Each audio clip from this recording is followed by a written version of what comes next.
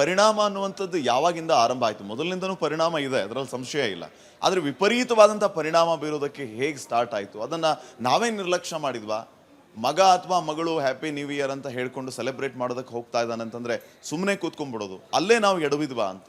ಇಲ್ಲ ಇಲ್ಲ, ಇದು ಒಂದೇ ಪೀಳಿಗೆಗೆ ಆಗುವಂತ. ಕೇವಲ ನ್ಯೂ ಇಯರ್ ಸೆಲೆಬ್ರೇಷನ್ ಅಂದ್ರೆ ನ್ಯೂ ಇಯರ್ ಮಾತ್ರ ಅಲ್ಲ, ಎಲ್ಲಾ ರೀತಿಯ ಪಾಶ್ಚಾತ್ಯ ಸೆಲೆಬ್ರೇಷನ್ಗಳ ಮೇಲೆ ನಾವು ಎಷ್ಟರ ಮಟ್ಟಿಗೆ ಫಾಲೋ ಮಾಡ್ತಾ ಇದ್ದೀವಿ? ಒಂದೇ ಪೀಳಿಗೆಯಲ್ಲಿ ಆಗಿಲ್ಲ.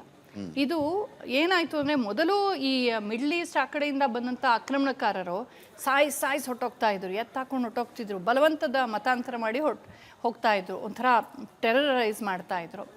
ಈ ಆಮೇಲೆ ಪೋರ್ಚುಗೀಸ್ ಅದನ್ನೇ ಮಾಡಿದ್ರು, ಡಚ್ ಅದನ್ನೇ ಮಾಡಿದ್ರು, ಫ್ರೆಂಚು ಸ್ವಲ್ಪ ಅದೇ ಮಾಡಿದ್ರು, ಬ್ರಿಟಿಷ್ ಸ್ವಲ್ಪ ಅದೇ ಮಾಡಿದ್ರು.